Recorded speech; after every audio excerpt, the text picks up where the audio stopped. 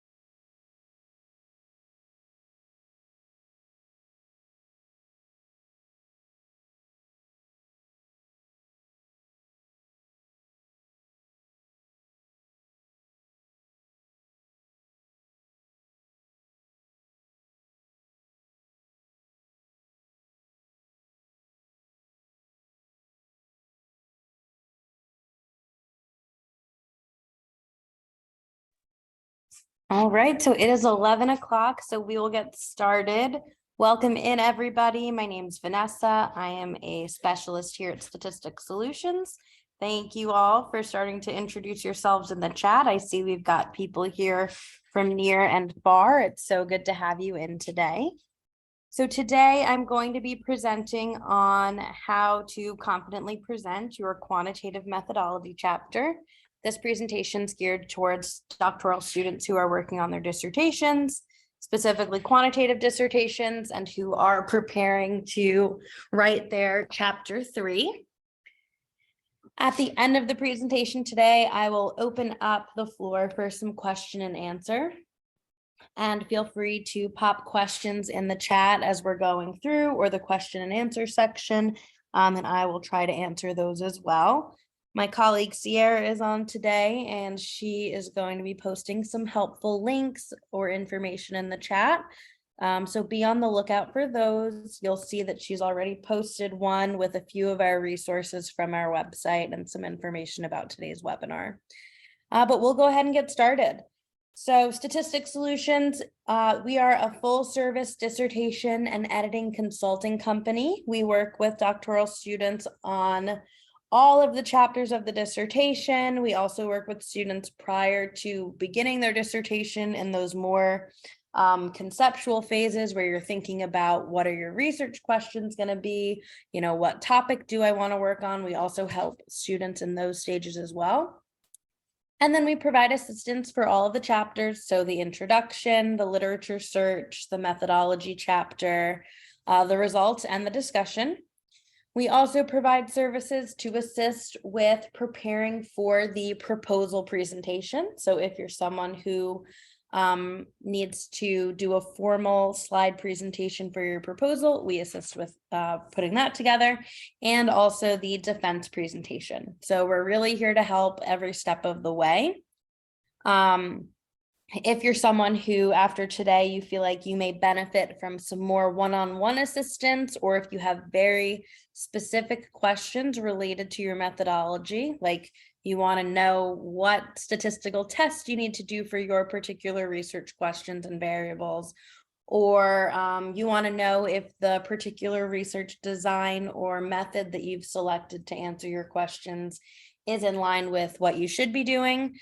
Do feel free to reach out. We do offer a complimentary 30-minute consultation. So if you have questions, feel free to call or email. We're here to help. But as far as today goes, I will be going through the presentation. We also have a webinar archive library where we house all of the different webinars that we give. So if today you need help with chapter 3, but tomorrow you're already working on chapter 4, our archive library is going to be a good resource for you in terms of finding some guidance or some more presentations on putting together and writing these chapters. So to begin, here's just a general overview of what you should be expecting to put into your methodology chapter. Generally, students will include the introduction, research design, population and sample, instrumentation, data collection procedures, data analysis plan, limitations, and ethical considerations. Now, this is a pretty comprehensive list from what we've seen just based on working with students from different schools, different programs. But we always recommend that when you begin writing, reach out to your school, your chair, students who may have graduated before you, and see if they're able to give you a template or a checklist or even a copy of what they have written in the past. The best resource for what components should be included is going to be your school, since they are the ones who are signing off on your work. So again, if you don't have a resource like that available to you, this list is a great place to start. Another great resource is ProQuest. That's a website that houses a bunch of dissertations. So if you're sitting down to write and you just kind of need an example to help kickstart your work, you may want to check that out. We also have a dissertation template that we share with students. So that may be another resource that's helpful to you. And I see that we have people still trickling in. So if you just signed on, don't worry, we're still just getting started. The slides and recording from today will also be shared with all of you. So if you're just signing on now, you haven't missed anything. We'll make sure that we catch you up with the materials after today's webinar. Okay, so the purpose of the methodology is really to ensure that the product that you are developing in your dissertation is a reproducible product that is allowing other researchers and providing an opportunity for other researchers to repeat this study. So you want to make sure that as you are writing this chapter, it's in a very detailed, simple, and organized fashion. You want to make sure that this is kind of step by step, like a recipe. So anybody can pick it up and exactly see what you did and how they can do it themselves. Again, we always recommend reaching out to your school to ensure that you are meeting their recommendations and guidelines as you're writing. But in general, you want it to be very step by step in kind of this instruction manual fashion. In the introduction, you will first begin by restating the study purpose or the problem statement for your study. So here you want to reorient the reader to exactly what it is that you're studying, why you're studying that.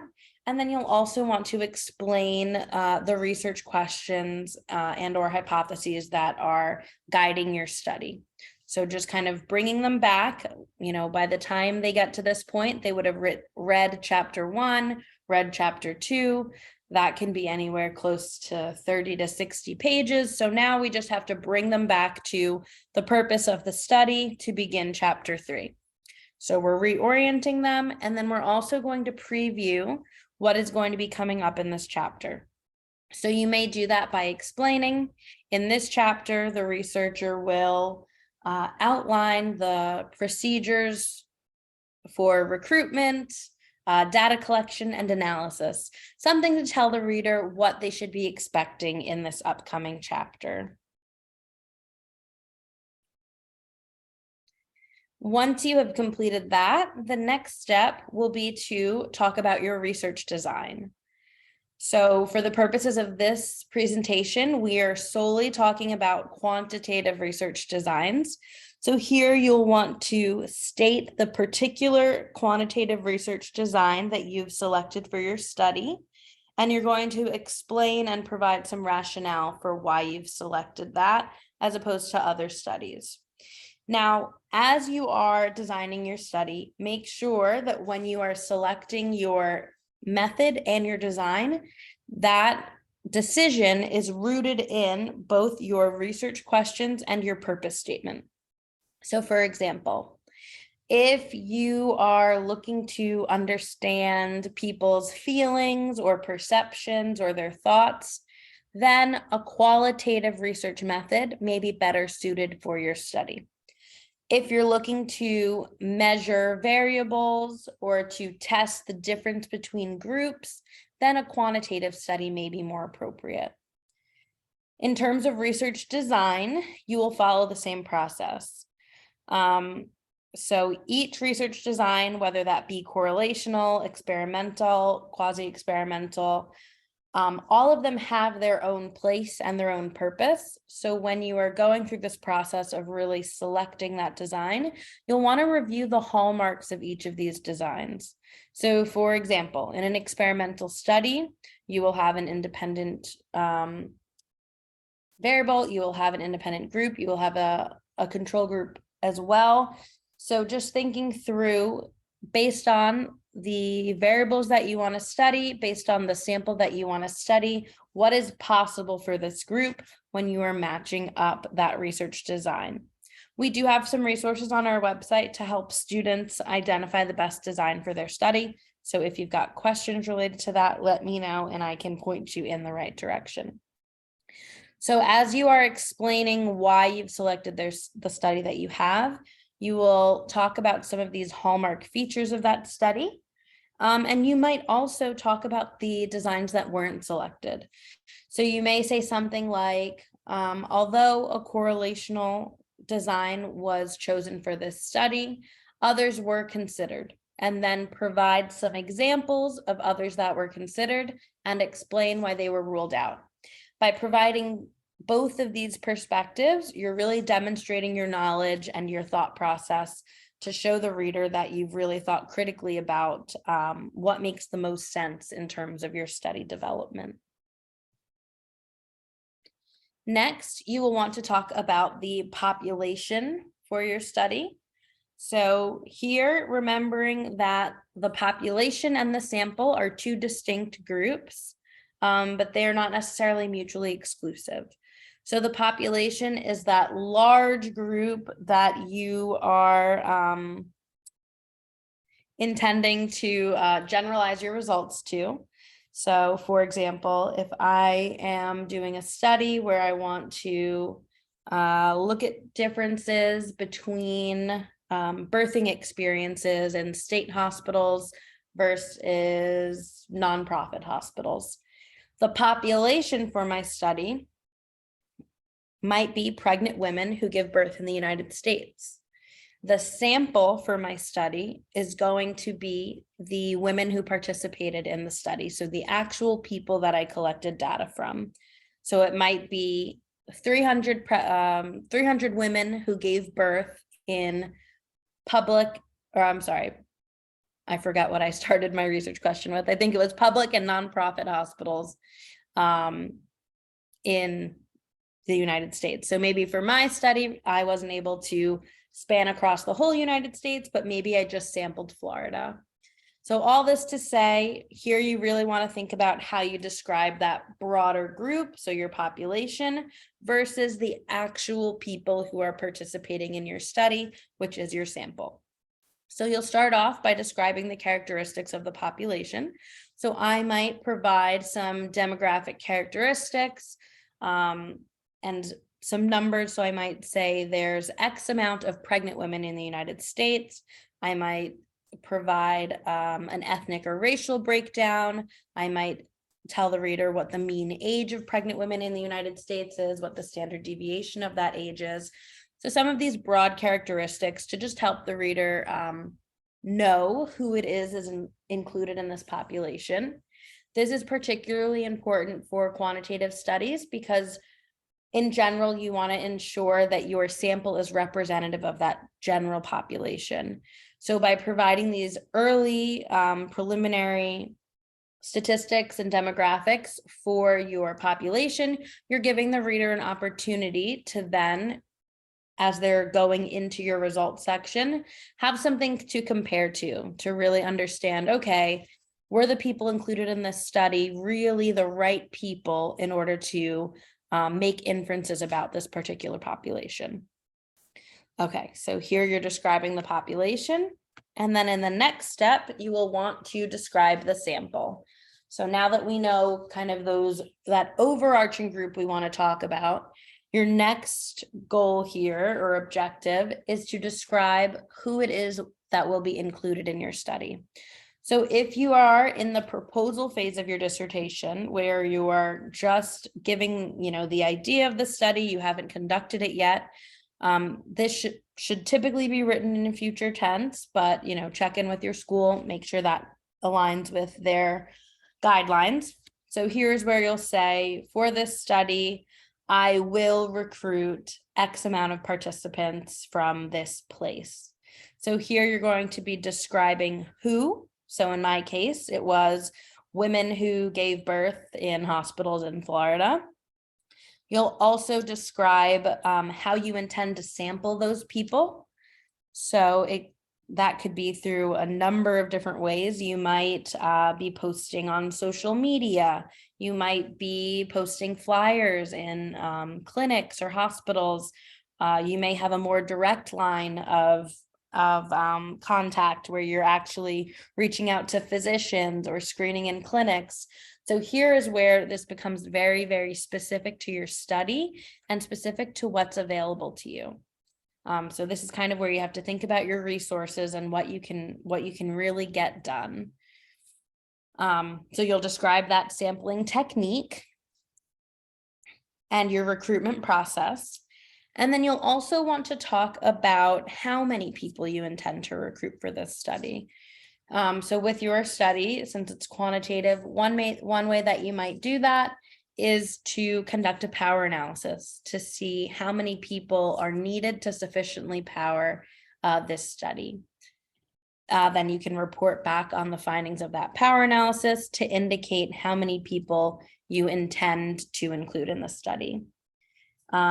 We also have resources on our website related to power analysis, and I believe we have a power analysis calculator as well. So if you're in this stage, check that out. That may help you get this information on what the optimal amount of people to be included is.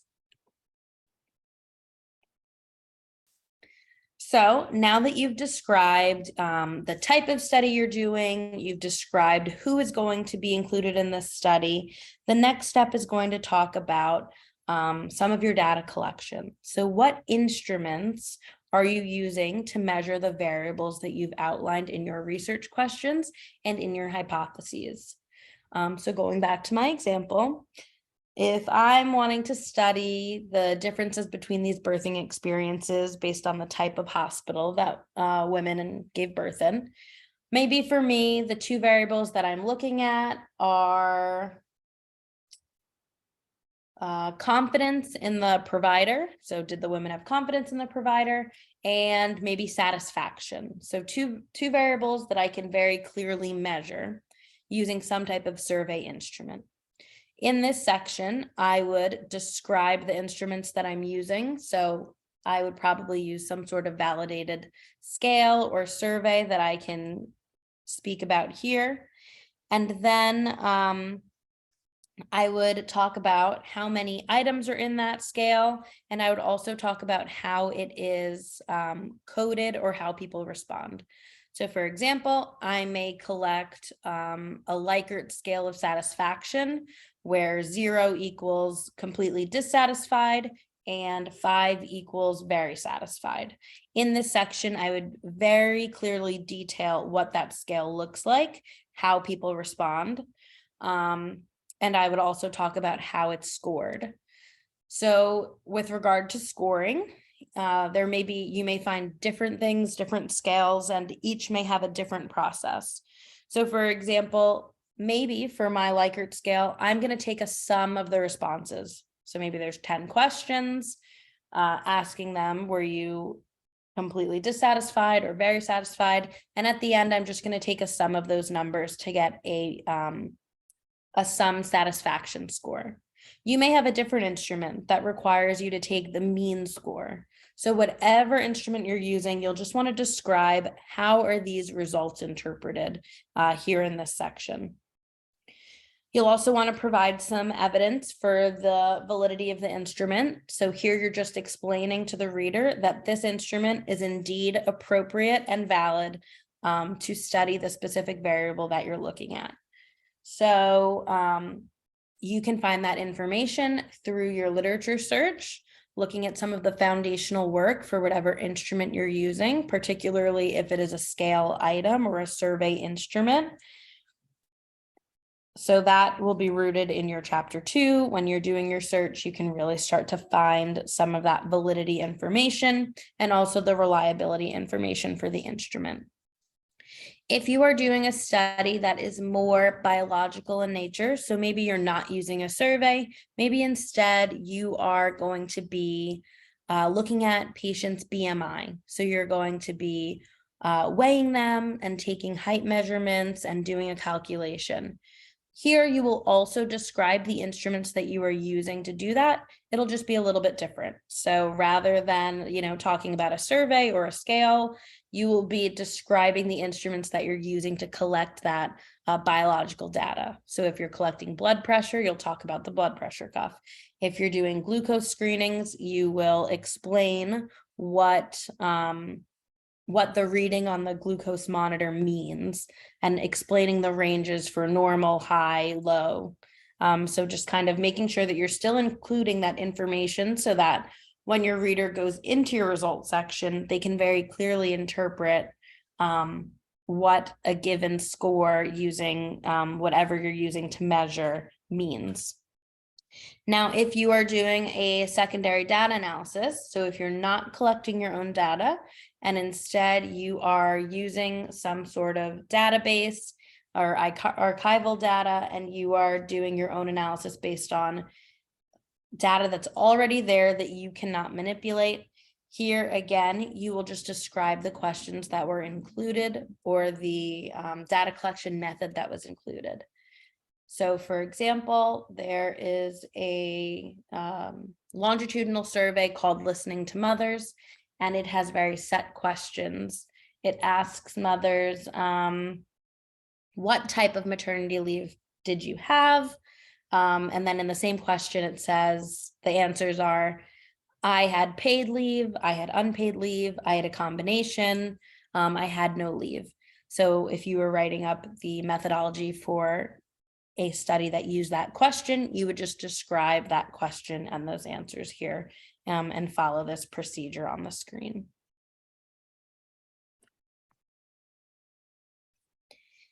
Next, you will talk about your actual data collection procedures. So we'll start with those of you who are doing primary data collection. You're collecting your own data.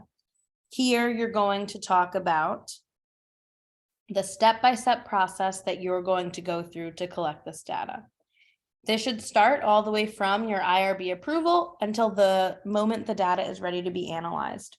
So first things first, you are most likely going to need some type of institutional review board approval and some type of, well, sometimes you will need some type of site permission. What I mean by that is if you are collecting data at a school or at a hospital or at a homeless shelter, you may need to get some permissions in order to get to those participants. You might have to email the principal and say, I'd like to collect data from teachers at your school. Would it be possible for you to share contact information with me to reach out to them? Or would it be possible for me to come speak at a staff meeting to share information about my study? So the first steps here are just to detail the permissions that were required to get in contact with or to reach your participants. Next, you will want to talk about where or how this data collection is going to take place. So a very common method now is to send out a survey link. You can use SurveyMonkey. RedCap is another very popular software to send out. Another great tool for that. Google Forms, a lower cost tool also. So you'll want to describe how you're collecting that information. Or you may be doing it in person. So maybe you are not someone who wants to deal with online surveys, or maybe you're someone who your sample that you intend to recruit, maybe they're not very compatible with that method. Maybe they don't have access to computers, or maybe they're of an age where they may struggle with the technology. So instead, maybe you're collecting like a paper and pen survey where you're handing out the printed surveys and having them complete it that way. Whatever it is, whatever makes the most sense for you, you'll just want to detail it here. Next, you're going to talk about the consent process. So how exactly are participants going to be informed of the study procedures? And then once they're informed, how are they going to make that informed decision to say, yes, I agree to participate? This will look different for everybody, but some general procedures that I've seen people use are, if you are doing a survey, you might include the consent as the first question right off the bat in your survey. If you're doing it paper and pen, same thing. You may kind of read out that consent form as you are administering the survey. Another important piece to include is some sort of question or combination of questions that are confirming the eligibility of the participants. So how are you making sure that these people who are gaining access to your survey should be included?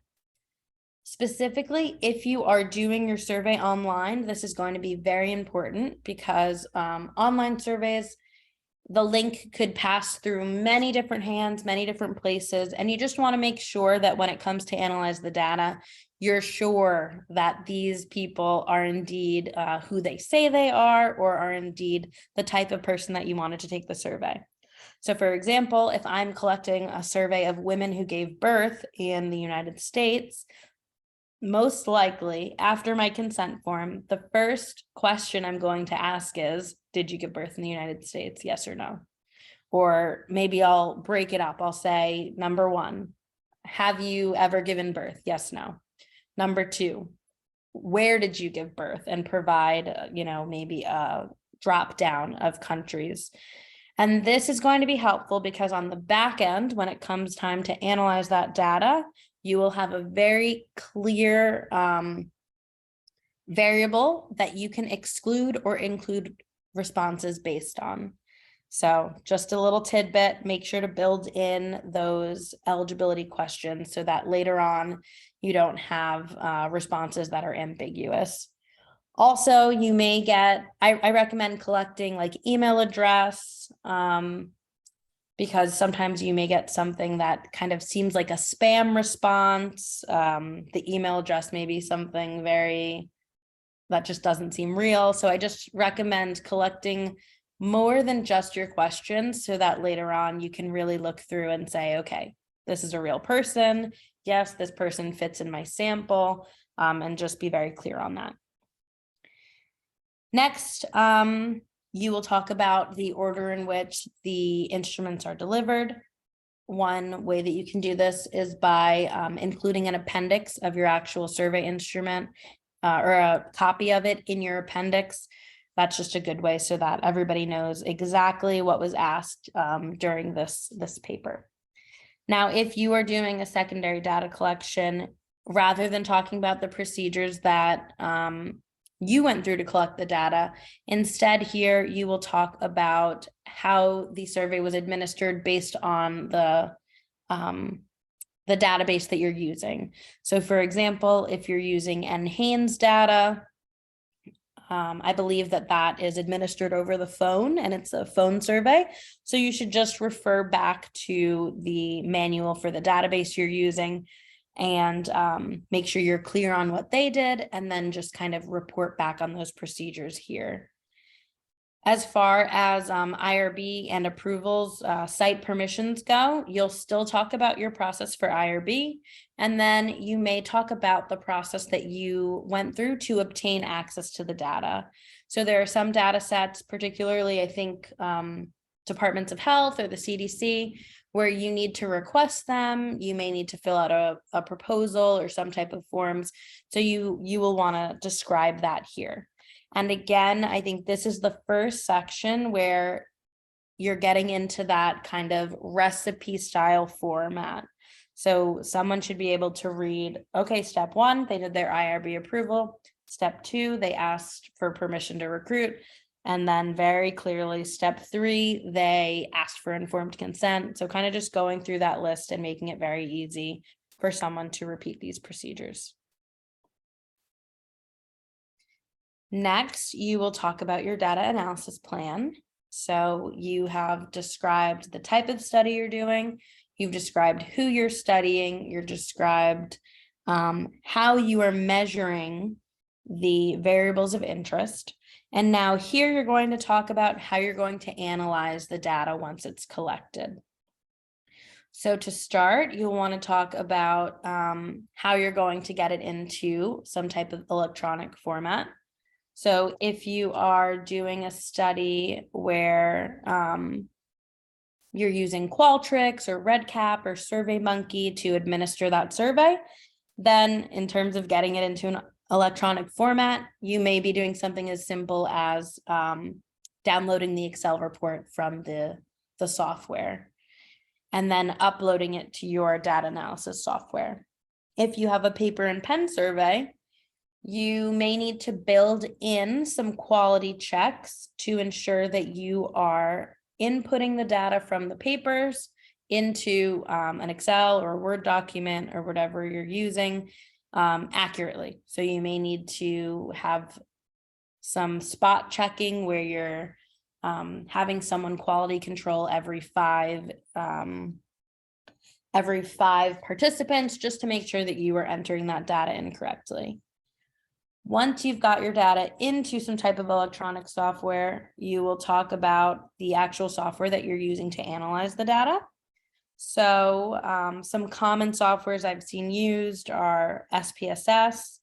I think that's a more, that's an easier to use software, I would say. It has a lot of point and click features. Others that I've seen people use are SAS.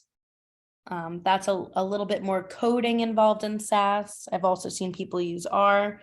So as far as selecting a software that works for you, I think just use the one that you are most comfortable with and that the language is just the easiest for you. So if you're someone who cannot or does not know how to write syntax or does not have the time to learn, then a SAS or an R may not be the best option for you. We also here at Statistics Solutions, we do have our own software called Intellectus. That's very user-friendly, specifically for doctoral students, because it also drafts the results once the analysis is complete.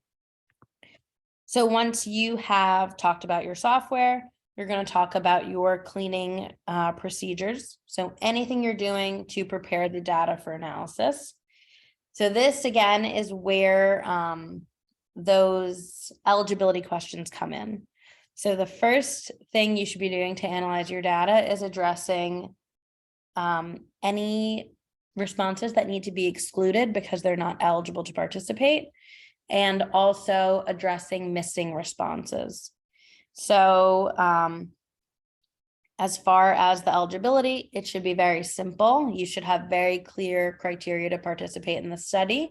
And then once you've got your information or your data in the system, you can very clearly and easily exclude those who should not participate or should not have participated. And that's because you don't want those responses to taint your results, right? So if I'm doing a study of people who gave birth in the US and then I'm collecting information from John Doe down the street who just found this online survey and felt like taking it, it's going to mess with my results some. So I will exclude him. You'll also want to talk about anything you're doing to clean the data. So anything that's going to move the specific variables into the format that you need for your main outcome analysis, you'll want to talk about. So earlier I mentioned that for my study, my make-believe study here, I was going to take the sum of the satisfaction responses to come up with a composite satisfaction score. That is a cleaning procedure that I would describe in this section here. So just anything that's going to prepare those variables that are going to be used in your final models or in your final statistical tests. Okay, next you're going to describe what the actual analyses are to answer your research questions. So earlier, we talked about the type of design that you're doing. A lot of times the analysis may be rooted in your design. So for example, if you're doing a correlational study, your main outcome analysis may be a Pearson's correlation. This will vary based on the type of variable that you have. So if it's categorical versus continuous versus binary, it'll also vary based on if you have groups, based on the assumptions of the test. So here's where you'll describe exactly what test you're doing. If you have questions related to what tests you should do, we do have resources on our website, and I do see there's some questions coming in, so I'll do my best to answer those as well. But specific questions for your particular study are really best answered one-on-one. So I'll also put my email in the chat in case anybody has questions related to that. And then lastly, you'll talk about the assumptions that you'll test. So each test will have a different, or not every test, but some tests will have assumptions. So for example, for a t-test, in order to do that test, your data should be normal. So it should follow a normal distribution. And it should also have homogeneity of variance. So here's where you'll describe and demonstrate your knowledge of those assumptions. So you'll show that you know that they exist, and you'll show that you know how to test them in order to conduct your larger analyses. Now, if your assumptions aren't met, you'll have some decisions to make as well. So for example, if you were doing that t-test and your assumptions aren't met, you may need to switch gears to a non-parametric test, or you may need to manipulate your data to make it meet the assumptions. So this is kind of where we break off into different areas. It really depends on your specific study to really know, okay, these are the assumptions for your test. If they're not met, follow path A versus B. But these are just things to be considering as you are writing your paper. And then in the next step, you're going to talk about your limitations. So these limitations are generally rooted in the type of design that you're doing, and then also in the procedures. So in terms of research designs, each research design has its limitations. So I've listed some here on this slide. Correlational studies, we know that if you find a correlation, it doesn't necessarily mean that there is causation between two variables. So that's one potential limitation for that study. If you're doing a study that requires you to collect surveys, you may be vulnerable, or your study may be vulnerable to some response bias. So there may be people who are responding in a way that they think makes you perceive them in a more positive light. So you may just, have some limitations there where people are saying, oh, I exercise 7 times a day when they really don't. So things like that may come up as well. And then you may also have some attrition or testing effects if you're doing some type of pre and post study. And then of course, with experimental studies, we know that they may not always have external validity. So these limitations are just things that you are showing that you are aware of the limitations related to your particular study design or your particular data collection method, and you are anticipating them here. And this is going to help you mitigate the limitations as well. So if you know that your study is susceptible to response bias, you may build in some procedures in your informed consent process where you are really explaining to participants that their responses are completely confidential. This information will be de-identified. Their identity will not be included in any reports. So this can also be a thought process for yourself to think about, how can I best mitigate these different limitations to ensure that I'm getting really valid results and really meaningful results on this study. And that kind of leads us to the ethical considerations here. So we talked a little bit about informed consent and ensuring that your participants are aware of the study procedures and are given all of the information that's needed to really make their informed decision on whether or not they want to participate in your study. We also talked about IRB approval. So that's the Institutional Review Board. Most, if not all, schools have an IRB that will need to sign off on your research. So you'll want to go through that process of making sure you are explaining any risks to the participants and identifying ways that you can mitigate risks through your IRB approval. You'll also want to talk about your process for informing the participants and getting their consent. So we've discussed that some.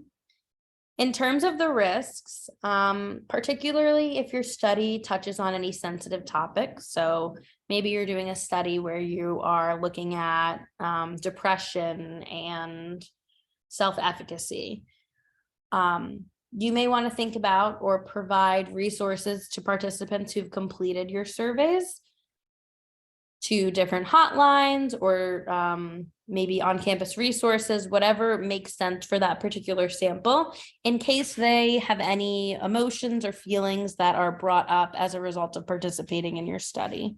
So just really thinking about those mitigation techniques.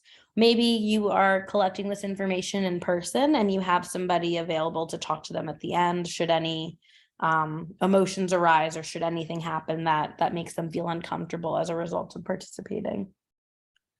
Then you'll want to think about how the participants' information is going to be protected. So will you be saving the files on a password protected computer? Will you be locking up your pen and paper surveys in a file cabinet? Whatever is accessible to you and is approved by your school as a data security or data management strategy, you'll include that here as well.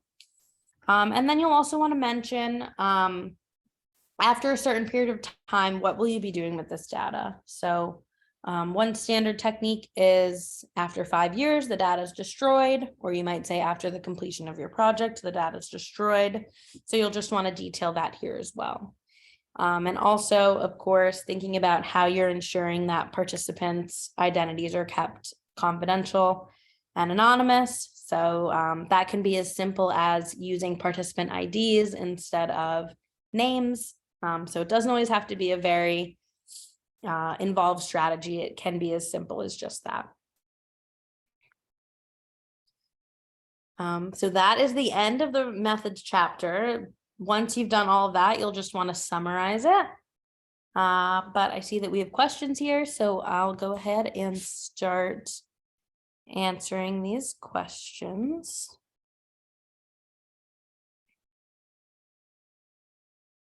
Okay. First question. If my research question narrows my topic to a specific university, even though the research would apply to all universities who support teacher education candidates, would my population be the candidates at my university or all candidates in teacher education programs? This is such a great question. So it really depends. If you are wanting to generalize this to just those teaching candidates at your university, so if your study is specifically to inform the practice at your university, I would say the population is those teacher candidates at your school. Now, if your study is intended to inform just, and I don't know what you're studying, obviously, but if it's just intended to inform teacher candidates in general, then teacher candidates in the US or teacher candidates in general is your population. And then the sample will be whoever takes the study. So the sample wouldn't be teacher candidates at your university because caveat, but most likely you won't be able to get all of the teacher candidates at your university to participate. So I'd say the sample is the people who participate, and then the larger population could be either or, just depending on who you're wanting this information to inform. Let me know if that answers your question, and if not, we can talk about it some more.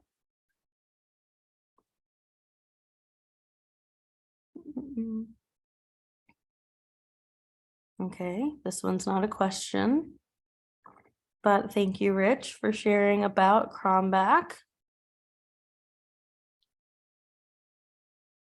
Okay, I'm using a two-step process for online surveys.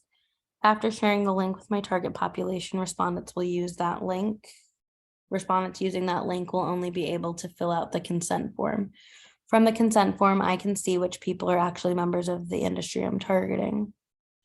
Only those will get a link to the actual online survey. This two-step method allows me. Yep, that is a great way to do that, Rich. So I think that if you're using a survey software that allows you to put in some branching logic where people don't get the survey if they don't meet your eligibility criteria, or there's some stopping criteria there, that's a really helpful way as well to identify the people who you'll exclude later on. Another question related to sample size. I'm using convenience approach for data collection. What is the sample size? The sample size is going to depend on your population. So I recommend using a sample size calculator or using a power analysis, and that will tell you like how many people you should include. And Sierra, if you can, I think there's a link to the sample size calculator from our website on the website. So maybe we can pop that in here in the chat. Okay, I do have access to all students at my university. Basically, I'm doing a correlative study to see if an early knowledge-based quiz can help candidates with the later performance. My school are taking the quiz. If there's a correlation though, then okay, so then I think if you are indeed surveying all the people at your school, then that would be your sample. And then this greater field or this greater pool of teacher candidates would be your population. You're welcome. Okay, another question here.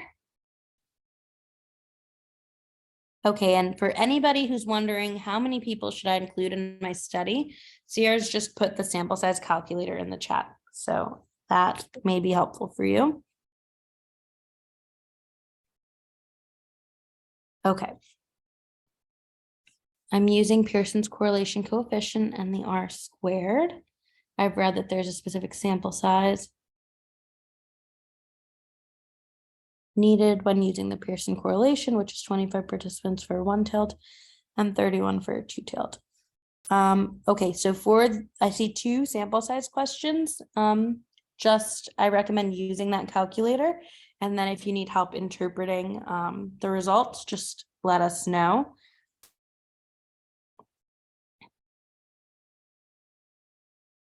Okay, let's see. The data from a quiz that's a variable in my study does not have any psychometrics. How do I address this? That's tricky. Has this tool been used before? Maybe instead of reporting on the Cronbachs, you might report on who it's been used for, what population, or what type of things it's been used to study. Really, the purpose of that piece of your methods is just to show that this is studying this is used to study what you are trying to measure. So you just want to kind of provide that information. Let's see here. It's only been used at the university for the last 3 terms. Okay, so you might want to explore if there is any information on why it was used at that school, or why, how did they come to the moment of selecting that. If you can just provide some rationale, that may be sufficient, but I would definitely check in with your chair to make sure, because it may have implications for your generalizability if this instrument isn't really, if it's not validated, it may have some implications for your results later on. Okay, let's see here. Is SPSS better than Excel? If so, how? I think that they're very different. They can do a lot of the same things. I would say that SPSS provides some more opportunity for yourself as a researcher to tinker. So SPSS gives you the option to add syntax, whereas Excel, once you do something, it's kind of done.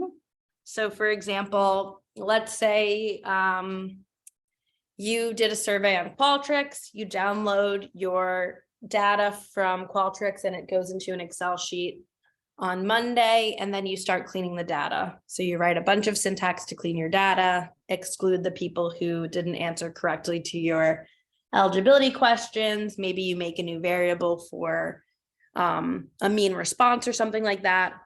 And then you're kind of done for the day. And then the next day you get 30 more responses on your survey.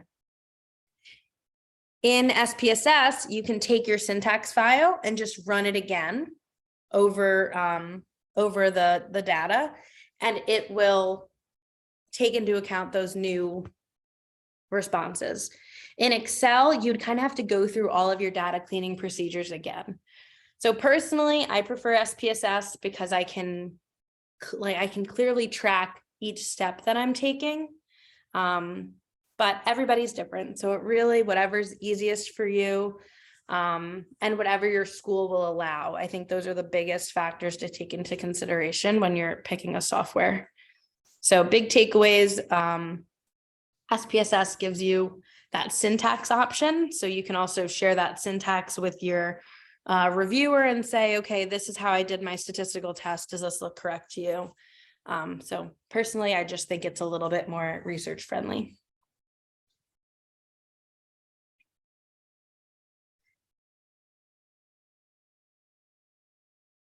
Okay, let's see here.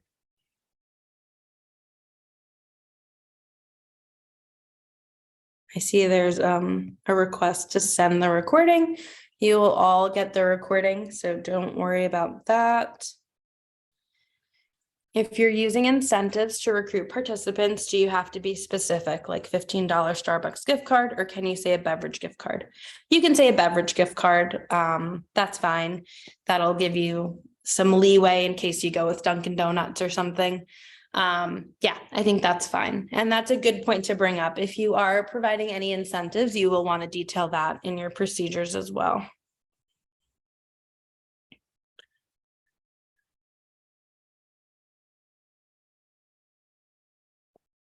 What's the difference between the sample size tool and the power analysis tool? Hold on, I have to open the tool that we sent you because I don't know what is in the chat.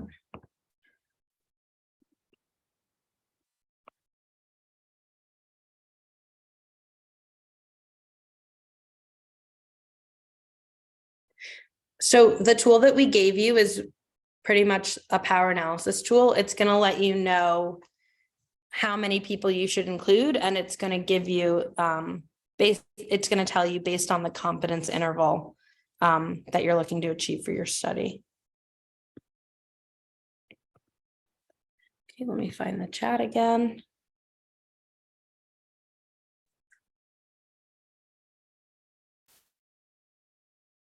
Okay, so there's a question. It says, so it's a personal choice It's not that one is considered more valid or scientific.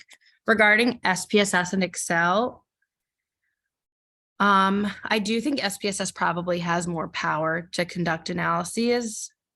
So it also depends on your outcome. So like, is this a paper that you want to publish? Then you might consider using a statistical software. If this is just something you're using for your dissertation and it's something you're more comfortable with Excel, and your professor is allowing you to use Excel, then maybe you would stick with Excel in that case. Okay, what else do we have here? Let's see. Is it true that the more you increase the sample size, the better you have realistic conclusions, which are closer to reality? Generally, a larger sample size is better, especially if you're doing a quantitative study. So I think if you can achieve what the power analysis tells you, that's a good starting place. But at the same time, in your limitation section, if you fall short of that, you will be able to discuss that as well. But yes, you want a larger sample size for this type of study. Now, if you're doing a qualitative study, those have a much smaller sample size because the nature of those studies is just different. You're not looking to generalize to the greater population. So quantitative, yes, larger sample size is better. Qualitative, a smaller sample size is fine.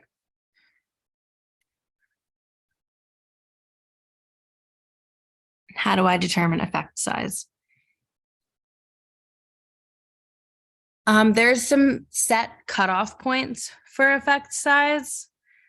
So for me, I always, when I'm in a stats class, I honestly just look up effect size cutoffs, and I kind of just keep that table close by.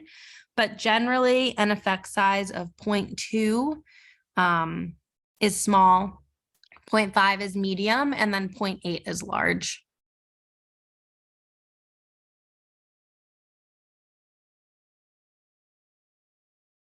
Okay, we have a question related to parameter and statistic. So the parameter is going to be related to the population. So think parameter population, just think of the two P's. And then the statistic is going to be related to your sample. So just remembering what the population is, it's that really large group that we're hoping to make inferences about. And then the sample is who's participating in your study. So you might remember from some of your stats classes, if you were looking at the mean, for example, the statistic or the sample mean is annotated by X bar, whereas the population or the parameter mean is mu. So just think that statistic, sample, population, parameter. Free online stats course for beginners. Give me a minute to think about that. That is a really good question. I actually think we have free webinars on statistics on our website. So I think the place to start would be our webinar archive library, because we do walk through, particularly actually the competently presenting your results chapter. I think that one's really good. And then there's others that get at different types of tests. So like we have one for t-tests, we have one for ANOVA. There's also blog posts. So for that, I would start at the website, and then in the blog posts, you also may find like links or references to outside sources. What type of statistical tests do I check to see if there's a connection between students who do not complete their final assessment and the score they earned on an early knowledge-based quiz? For that, I think it would be best to probably reach out to us directly so that we can look at the exact variables, the level of measurement for the variables to give you the best answer.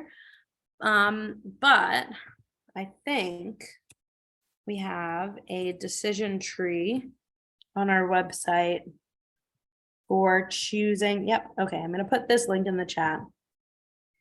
This is a decision tree for choosing a statistical test. So without knowing exactly what level of measurement you're using, I will refer you to that, but I'm happy to help select as well. Just reach out and we can go through that together.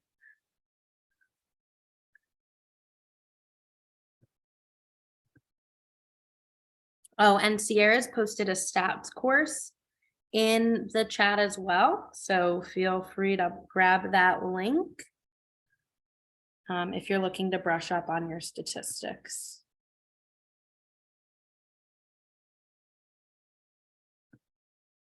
Yeah, no problem. And again, you know, we're here to help. So if you do have questions, reach out. And we can go through some of this more in detail, more individualized related to your particular studies. All right, well, it looks like there's no more questions. So I'm gonna go ahead and close out the meeting, but thank you all so much for being here today. Oh, okay, I see 2 more questions. In a quantitative correlational predictive using multiple linear regression, how would you go about finding or looking at EFA and CFA extractions from music?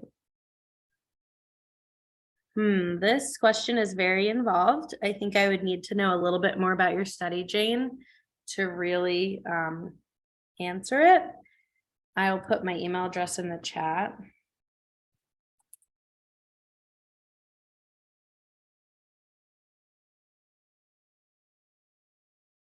Okay, and then I see that we have a hand raised, so let me. Verana, did you have a question? I just wanted to ask you that the stats courses are free? Let's see. This stats course that's in the chat. Yes, this is free. Oh, okay. Thank you so much. Yeah, but no because problem. go there, you have to check out the statistics course. So I didn't. Somebody's saying it's called. There's a cost to it. Sierra. Oh, I apologize. My apologies. There is a cost So for the course. stats courses, there's a link in there and it gives you all of the courses and there is a cost for them. There is a cost or there is not a cost? There is a cost. Oh, okay. Okay, because it's under free resources, but then you said it's free, but then, okay. I'm sorry, this link, I'll send it again in the chat. So there are courses like statistics solutions, statistics courses which are free and some you have to pay for, or how do I understand that right?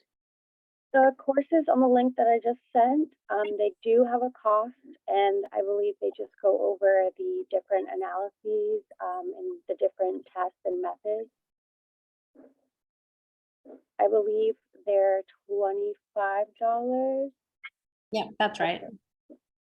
Okay. Okay, thanks.